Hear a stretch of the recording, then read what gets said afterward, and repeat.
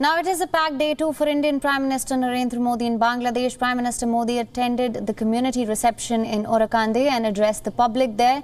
He spoke about bolstering ties with Bangladesh and presenting a united front in the face of instability, terror and unrest in the world. Bharat और बांग्लादेश दोनों ही देश अपने विकास को अपनी प्रगति से पूरे विश्व की प्रगति देखना चाहते हैं। दोनों ही देश दुनिया में अस्थिरता, आतंक और अशांति की जगह स्थिरता, प्रेम और शांति चाहते हैं। कोरोना महामारी के दौरान भारत और बांग्लादेश दोनों ही देशों ने अपने इस सामर्थ्य को सिद्ध करके दिखाया है।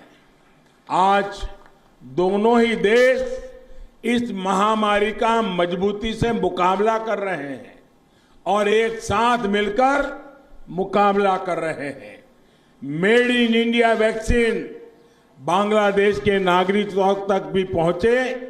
भारत इसे अपना कर्तव्य समझकर काम कर रहा है।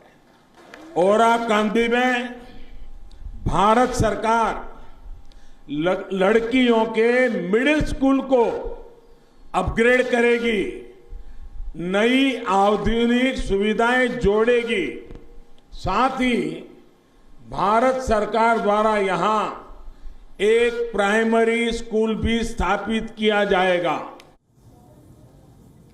The Indian Prime Minister started the day with a visit to the Jeshwareshwari temple, after which he arrived at Orakandi temple to offer prayers. The temple is sacred to the Matua community of West Bengal, as it is considered to be the birthplace of the Matua Gurus.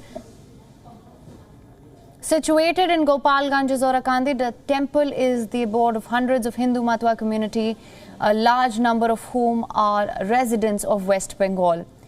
Before this, he also paid a visit to the mausoleum of Bangabandhu and Sheikh Mujibur Rahman in Gopalganj district. The Prime Minister is the first dignitary to ever visit this place, and his visit is taking place at a time in Bangladesh when Bangladesh is commemorating Mujibur Show, the birth centenary of Sheikh Mujibur Rahman, and 50 years of the country's war of liberation.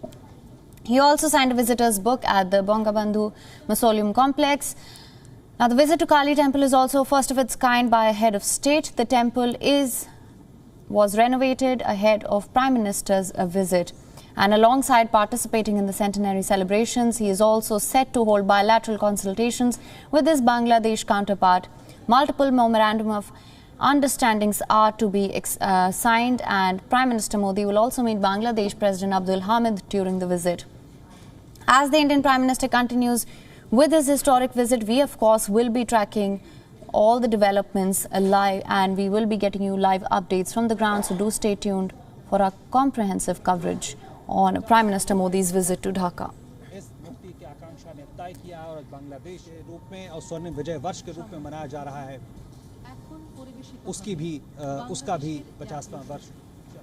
And our principal diplomatic correspondent Siddhant Sibal is joining us live from Dhaka. Siddhant, what is happening on ground now? The bilateral talks are still pending.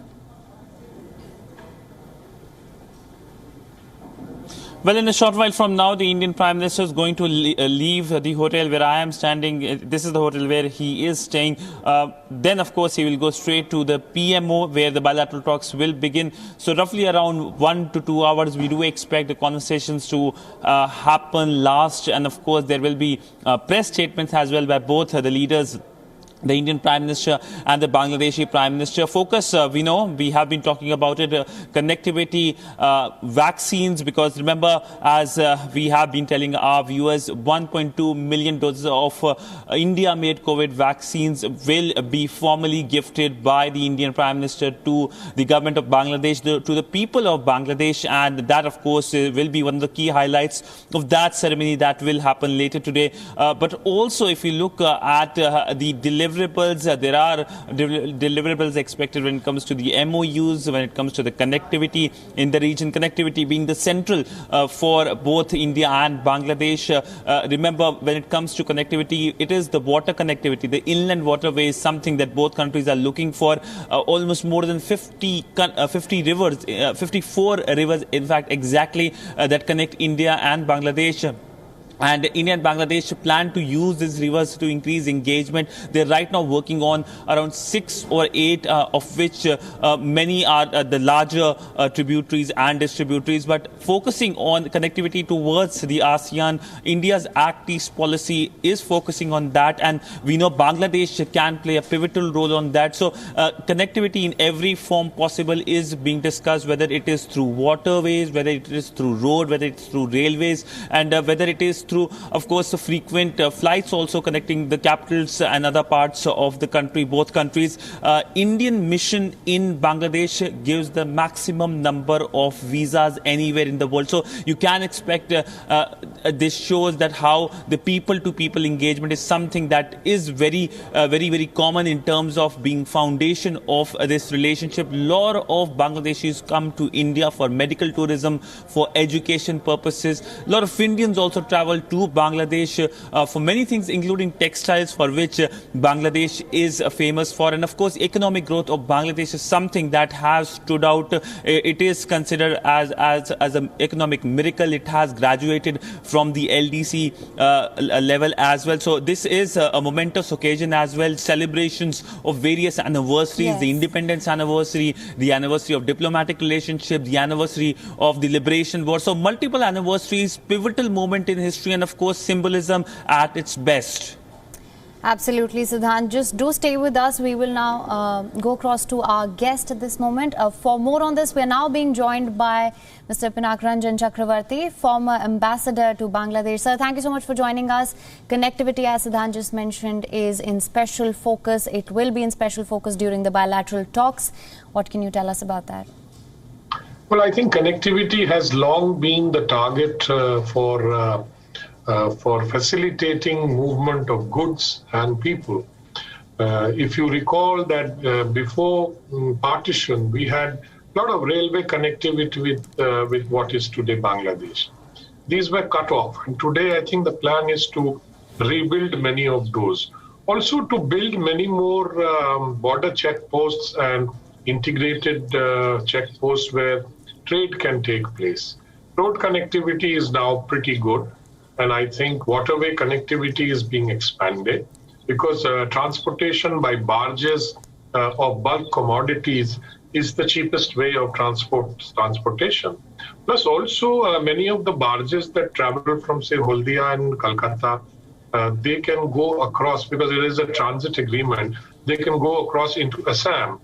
And then we have the multimodal connectivity being built between Agartala and Akhaura, which will connect the last sort of missing railway link.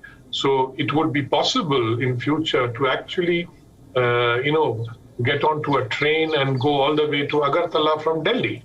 So these are some of the connectivities, and these connectivities will again feed into the connectivity towards further east of Bangladesh into Myanmar and to Thailand and to other ASEAN countries, which is part of our Act East policy. Right.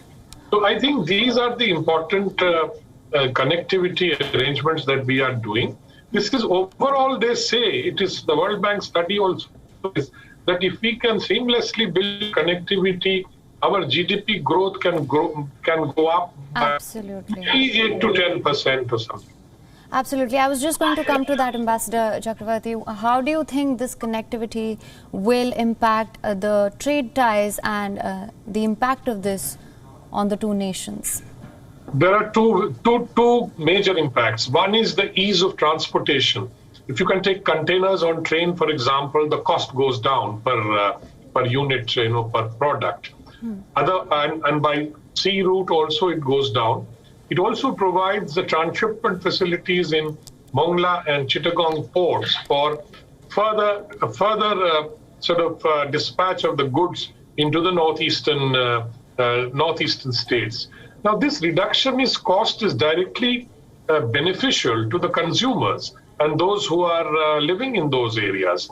It also encourages manufacturers to base manufacturing units maybe in Bangladesh in the special economic zones that Bangladesh is preparing for Indian companies.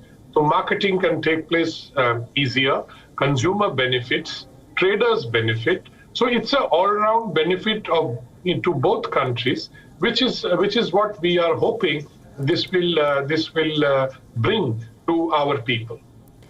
All right, sir. Also, the discussions on incentivizing startups may also fare in the bilateral talks. How do you assess that? Yeah, I think the startups is a very, very major growth area in India. And I think we need to integrate some of the Bangladeshi startups and entrepreneurs into this scheme of things. Because in that case, they will also benefit and we will also benefit. We can even, recruit some, people for these startups, or they can take people from here to help them in their startups. So this is a new growth area, how to deal with venture capitalists, etc.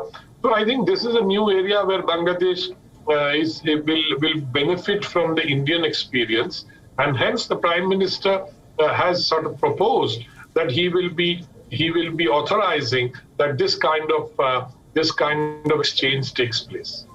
All right, Ambassador Chakravarti, thank you so much for joining us. Thank you for your time. Thank you. Now, going back to our principal correspondent, Siddhant Sibal. Siddhant, thank you for staying with us. Now, what can we expect? When can we expect a statement on these bilateral talks?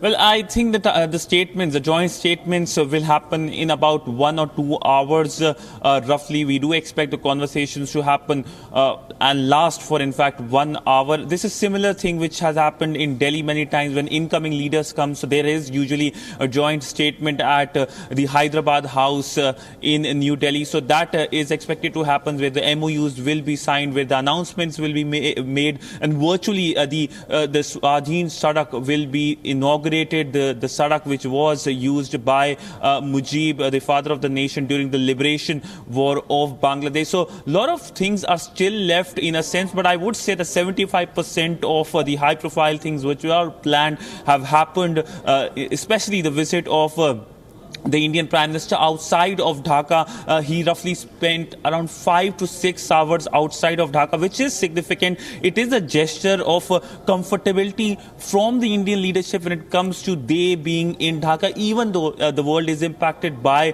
COVID crisis. This being the first visit of the Indian Prime Minister amidst the COVID pandemic, and of course the second visit to Bangladesh. So clearly a message of priority. The optics are very important when it comes to this relationship with any country, and relationship especially with neighbors. So Bangladesh, of course, being given priority by New Delhi with the visit of the Indian Prime Minister. We saw a lot of high points in the entire visit.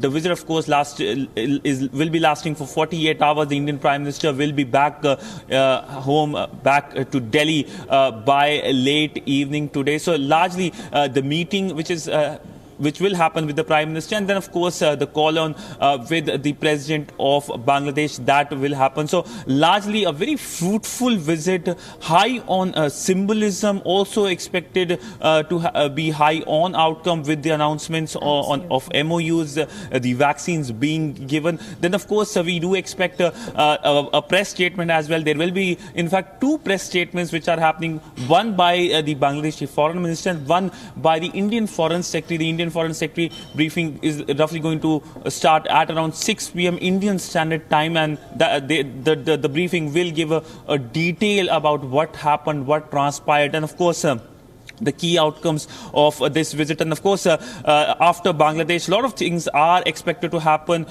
back in Delhi. The work in terms of the Teesta water issue, this is something that the Bangladeshis are very, very keen that is resolved. We know that there is the election process in the Indian state of West Bengal has started, and there was a little bit shadow as well here in Bangladesh, with the elections in West Bengal dominating the headlines here in the country as well. All right, Siddhant, thank you for all those updates. WION is now available in your country. Download the app now. Get all the news on the move.